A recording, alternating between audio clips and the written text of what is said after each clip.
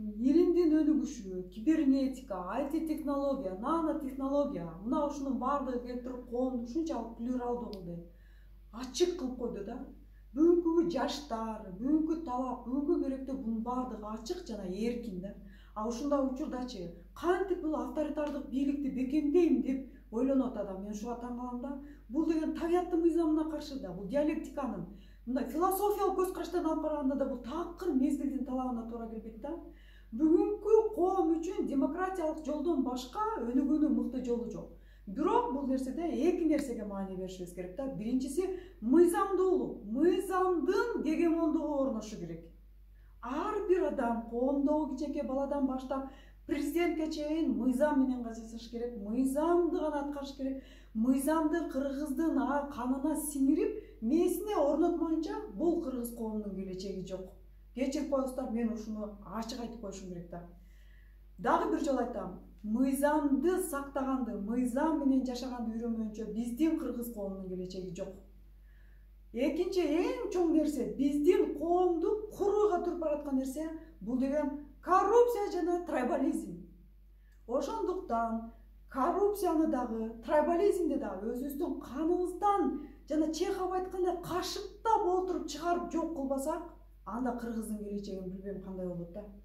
Коррупция бул деген Достоевский айтат го, жанагы кызыл чектен ашпаш керек деп. Кызыл чектен ашкандан кийин адам эгерде перешагнуть ашса, анда ал адамдын бардык жамандык нерсе келет да, ал адамдан эч жакшылык күтүп болбойт. Бул коррупция да ушундай нерсе да.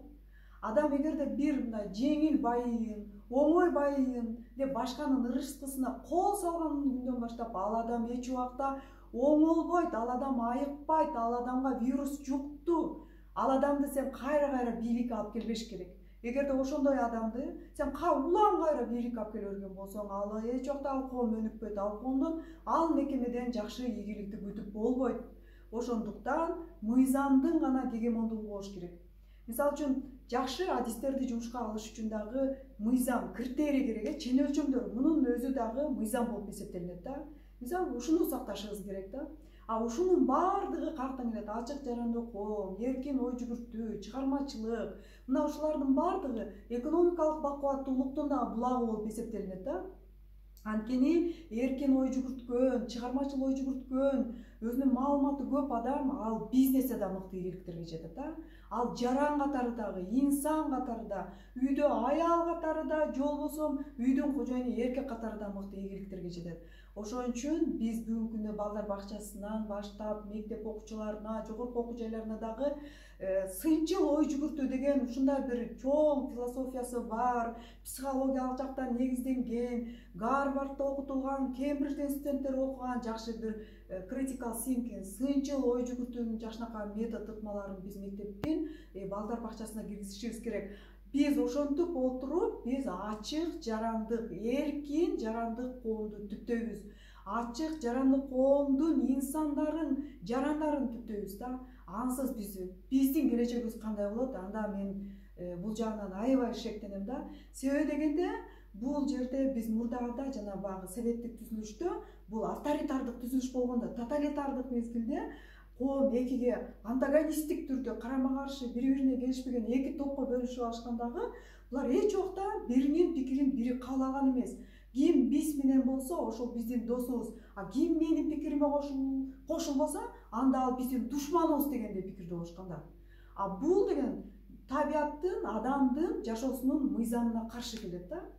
Эч убакта жашоодо өзү негизи эч убакта бир түрдүү болбойт, ар түрдүү болот. Ар түрдүү нерселер карама-каршылыктуу болот. А карама-каршылык өзүбүзгө туура келбеген нерсенин баардыгын биз деген бул туура эмес деп жерип, аны бузуку деп, оппозиция деп, куугунтуктап жамандай берүү бул жакшы көрүнүш эмес. Бул туура эмес.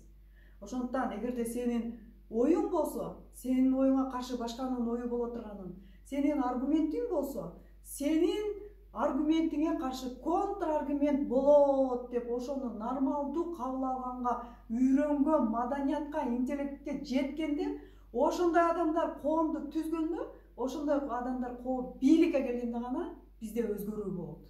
Ансыз өзгөрүү болбойт.